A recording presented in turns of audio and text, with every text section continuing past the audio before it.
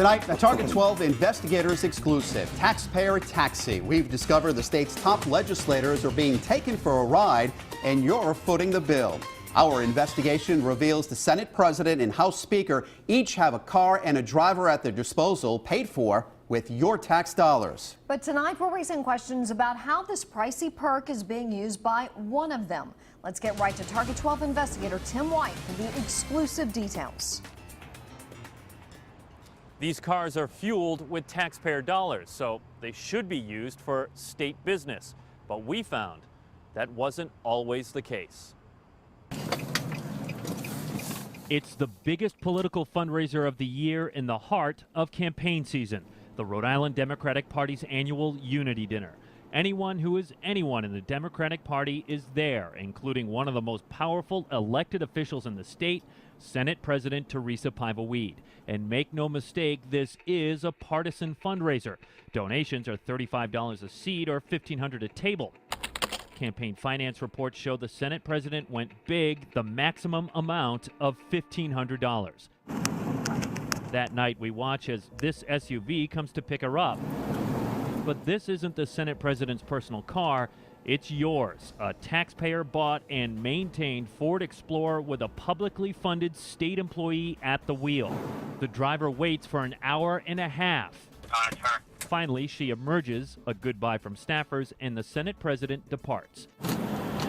The taxpayer taxi drives her all the way from the political fundraiser in Burrillville, 48 miles to her home in Newport, a trip that took 1 hour. The driver then leaves Newport and hikes it all the way back to the State House. He drops the Senate car off at 10:30 at night. Do you think that's an appropriate use of the vehicle? The night of the Unity Dinner, I believe we actually had another event. Senate President Teresa Paiva-Weed says she thinks it's okay because she was driven there in a private car after a speaking engagement elsewhere.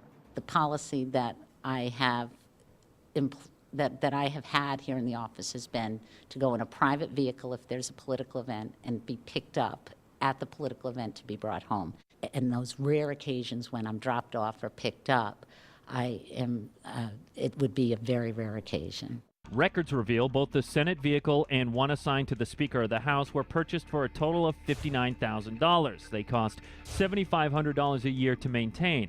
That's not including fuel or the payroll for staffers who drive it. Beyond the ethical question of how this car was used, there's the question of whether a state in dire financial straits can even afford it.